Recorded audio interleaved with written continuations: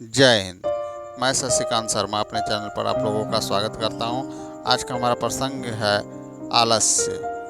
आलस्य एक ऐसा दुर्गुण है जो या कहा जाए शत्रु है, जो हमें कभी भी जीवन में आगे बढ़ने नहीं देता है। आचार्य चाणक्य बताते हैं कि आलस्य को त्याग कर ही हम जीवन में कुछ कर सकते हैं।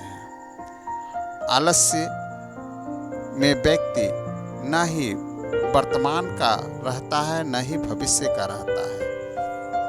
वह न वर्तमान में जीता है, न भविष्य में जीता है, न ही उसका कोई लक्ष्य होता है। वह पशु से भी बदतर स्थिति में होता है। आलस्य के कारण ही वह जीवन भर अपमान पाता है। आलस्य के कारण ही उसमें सब कुछ गुण रहते हुए भी वह जीवन में पीछे रह जाता है। आलस के कारण ही वह धन नहीं कमा पाता, वह कोई उद्यम नहीं कर पाता, वह कोई बड़ा कार्य नहीं कर पाता। आलस के कारण ही वह नकारात्मक विचारों से घिरा रहता है और हर प्रकार के कार्यों में वह कार्य करने से पहले ही उसमें असफलता को देख लेता है। आलस के कारण ही व्यक्ति केवल अपने मन में ही लाभ और हानि सोच लेता है और कुछ भी नहीं कर पाता।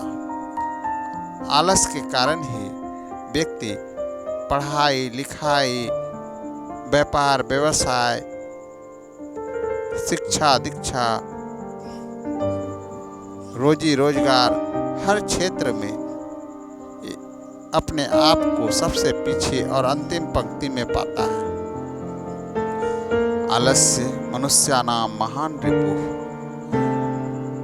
आचार्य चाणक्य कहते हैं, आलस्य मनुष्य का सबसे बड़ा शत्रु है और इस शत्रु का अंत करके ही व्यक्ति अपने लक्ष्य को प्राप्त कर सकता है और जीवन में जो चाहे वह भी प्राप्त कर सकता है।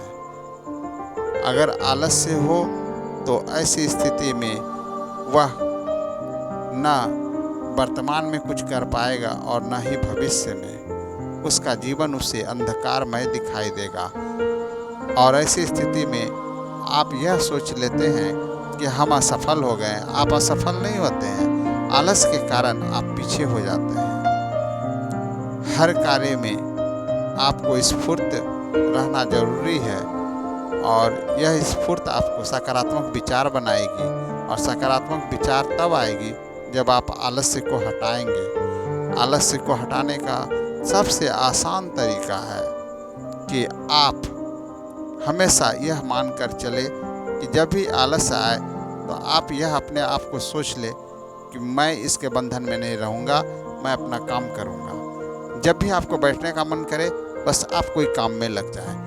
जब भी आपको लगे कि नहीं अब मैं थका हुआ हूँ, फिर आप काम में लग जाएं।